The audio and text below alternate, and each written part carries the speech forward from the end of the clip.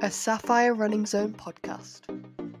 Hi everyone, Tim from the Sapphire Running Zone. Welcome to episode 2 in our Setting Goals podcast as part of our training and fundraising support podcast series. So we are with Andrew Ogierman again, and Andrew has completed 100 half marathons, and we're having a look at the importance of setting goals, both in your training and your fundraising, and looking at it from this sort of SMART goals framework. So this is specific, measurable, achievable, relevant, and time-bound. And we've been chatting to Andrew about how he's integrated this framework into his selection of marathons and half marathons that he's done over the years, and how he's integrated into his fundraising aspirations, as well as how he's picked them from a travel perspective and so on. Towards the end of episode 1, Andrew was discussing the marathons that he'd done and how he'd fundraised, used certain of them for fundraising. So Andrew, welcome back to episode 2. And once you'd done those marathons, what was the sort of next batch of events, and how did you integrate them into your fundraising aspirations? Since then, I'd say I've done things roughly every 3-4 years, maybe something like that. Typically marathons, because once you're doing 7-8 half marathons a year, people are not going to sponsor you for something that you're doing every other week. So yeah, it more became marathons, with the exception of, and I touched on the fact that after about 80 halves, I had more serious health issues. I had to be more selective with events, in terms of I tend to walk briskly these days rather than run, and therefore I have to be quite selective with events I go to and make sure they have generous cut-off times. I'm not going to get that feeling of being chased by a man in a bus who wants to switch the lights off. So this comes back to this point about achievable, doesn't it, within these SMART elements of choosing your goals. And I think, depending on where anyone is in their fitness cycle, some races are much harder than others. I mean, I did the Big Sur Marathon last year in California, and that was probably one of the toughest marathons I've ever done. I hadn't researched it properly, but it was absolutely brutal. So if someone doing it for the first time who hadn't trained particularly well wouldn't have enjoyed that race because it was so tough. So when you're choosing these goals, this smart approach to goal setting is so important. But when you choose your half marathons, how far in advance do you do it? So hypothetically, if you were about to do your 90th, would you have already picked your 91st and 92nd? Or did you tend to just make fairly late decisions, bearing in mind that a lot of these races you can get into a couple of weeks before, and you don't necessarily want to be entering that late. Most races, even though the high profile ones obviously have got ballots and it's even hard to get a charity place, most races you can get into fairly late, although it's not recommended, particularly obviously if it's overseas. Because what I'm particularly interested in is what we touched on right at the start, is about the importance of setting your goals in advance so that when you finish a race, you've actually got another one coming up that actually will keep you running. So what were your timeframes on event selection? I'm going to start in a very politician-orientated way, and in that I'm going to answer a completely different question before coming back to what you've just said. I think you also need to be adaptable. In the first few half marathons, I was always just outside the 2-hour mark. And it became a very big goal that I wanted to get under 2 hours. And finally, it was 2007, and I had entered the Amsterdam half marathon thinking, wow, that's flat, isn't it? I've got all summer to train. Got to be a good one. And then about 3 weeks out from the Amsterdam half, I realized just how well training was going. And I went out and did a final 10-mile prep, and I just flew it. I mean, it was, 2 hours was no longer going to be a barrier. So I went to the coach at the running club and I said, I've noticed there's a half marathon in Peterborough in a week's time. In theory, I'm supposed to be running in 2 weeks. What do you think about entering early? And he said, yeah, absolutely, do it. So in that instance, I entered what is still very much the Great Eastern Run, a fabulous event. I think I've now done 4 of them, and it's not that close to home either. So I entered, I think it was 4 days before, went along and truly smashed my 2 hours. My personal best went to 1:55. I still went to Amsterdam the following weekend, and I again ran under 2 hours I was up about 1:58, 1:59. My legs were somewhat tired, given there wasn't much of a break between. So working the other way, I think if you are ready and can get into another event, if you have something as specific as a time goal, then you need to be prepared to seize that goal and take it. And you'll often hear athletes when they win things, they almost say, I knew I was going to win today because of how my training had gone. You kind of almost know the shape you're in and you're ready to achieve. Now, to answer the actual question you asked, and I think the 100th half is a good example of this, because how soon had I set it in the calendar? Probably about 6 months before. I then had the problem with the 99th because I knew what my 100th was going to be and I had taken a charity place. So I knew there was minimum fundraising. My fundraising pitch was going to be around it's my 100th half marathon. Where was number 99 going to be? Because there had to be a 99. And I had to make darn sure I finished it as well. And in the end, the 99th was only a month before the 100th. I don't know what would have happened had I not finished, because I'd have had to scrabble round very, very quickly. So where there was almost a goal half marathon, then yes, I would enter that much early and kind of the other pieces would fall into place. The problem has very much become since the 100th. And I always knew I was going to have a busy summer. It's busy with work, and also I spent most of July to and from Switzerland for the Women's Euros. So I knew training opportunities were going to be limited this summer. Therefore, getting that 100th in the spring was a good idea rather than an autumn one.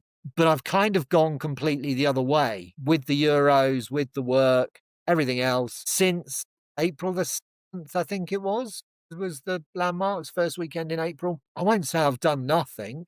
I've done a little. Still, when I'm here on Sundays, I will religiously, lace up my trainers. The furthest I've been since April is 5 miles. Not done anything further. There's a lot of 3s in there. I've been to half a dozen park runs. So since I've reached 100 and that kind of incentive as to where do I go next has gone, I've kind of gone completely the other way, which I guess you would be aware, Tim, after a marathon, you can often have put so much effort into getting to the start line that when you finish, it's that big exhale and it's like, right, that's it. And your life I think, yeah, I empty. think it's a real problem for most runners, particularly first time runners. I think when you're in the swing of doing half marathons very regularly, it just becomes a way of life. I think for people who have done a race for the first time, particularly a marathon where the training is 6 to 8 months and everything in your life is geared to that event, it's almost very hard to have a couple of weeks off and then get straight back into it again, particularly if you haven't set a goal. And this is why I always say to people, when we're talking about marathon, particularly London, which, as you said, is more of a social event. It's on the social calendar. You're part of something very significant. It's not like you mentioned Paris. Yeah, that's a great example. Paris, great event, but no profile, particularly in the UK, and it's just another marathon for most people. London isn't. London is a big social event, and I think to be part of something like that that's televised, everyone's heard about it, everyone knows it's happening on the day.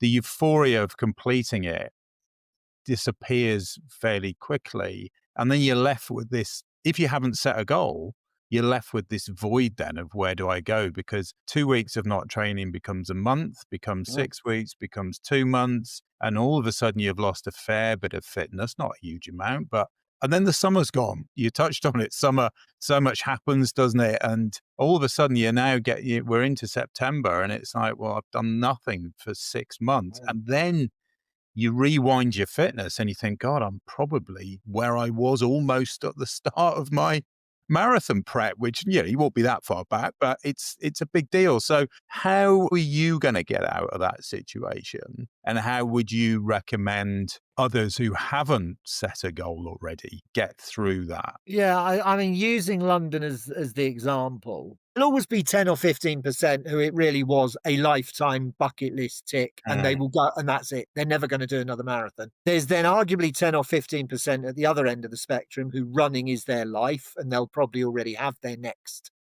thing lined up. They probably even entered it, and it might be a week or two later. Let's not go into the merits of whether you ought to be running marathons back to back and week to week, because people do daily marathons, and there's some amazing achievements out there by people that just can't comprehend. I guess what we're looking at is the 70 or so percent in the middle for whom it is a big achievement, but what next?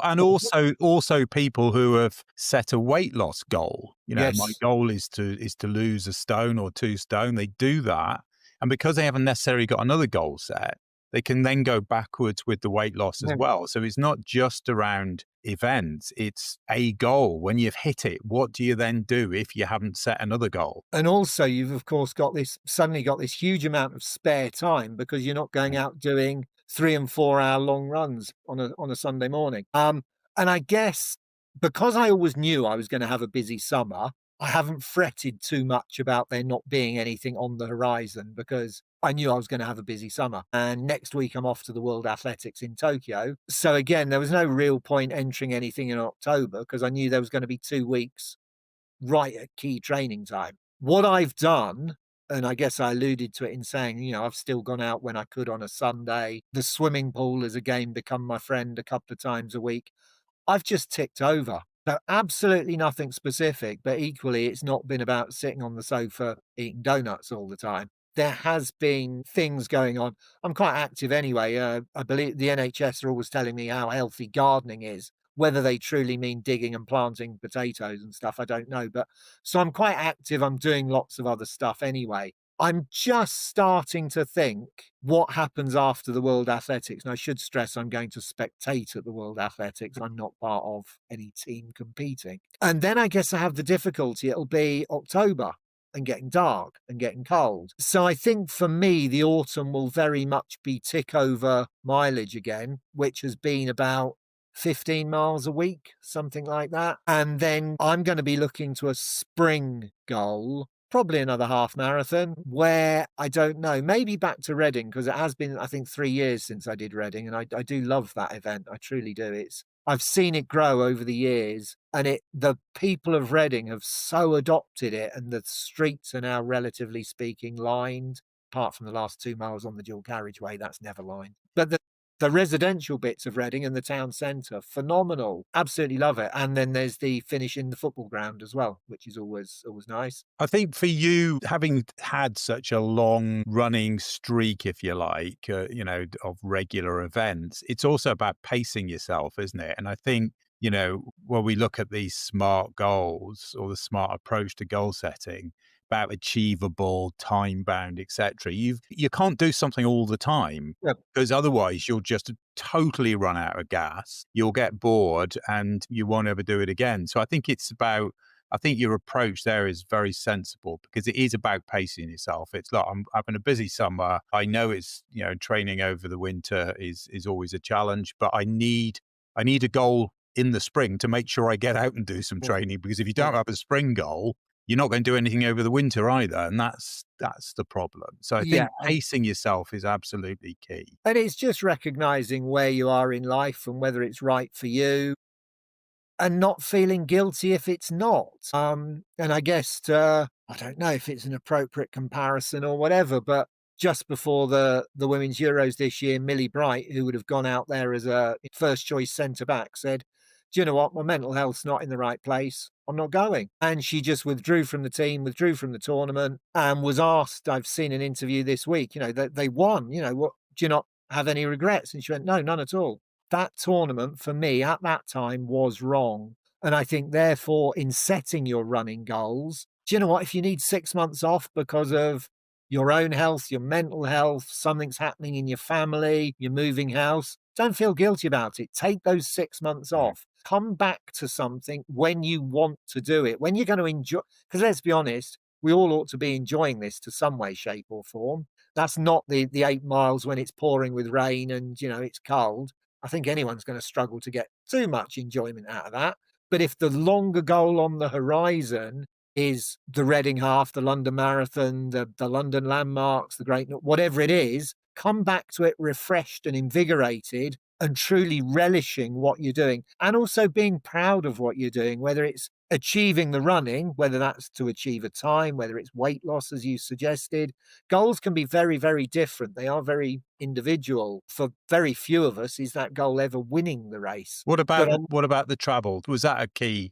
Was that a key driver? that was definitely part of it. Was nice to go and run mainly around Europe. I have done 2 or 3 further afield. The bulk of the overseas have been in Europe. That was always, I guess I looked for races that are a little bit different. You know, when everyone at the running club is doing the identical races again and again and again, you tell them you're heading off to Budapest or Copenhagen or wherever else. I guess it makes you feel a little bit special. If I don't, that's maybe not making me come across as a particularly nice person. You know, hey, look, I'm going to Copenhagen, whereas you're doing the one 3 miles down the road.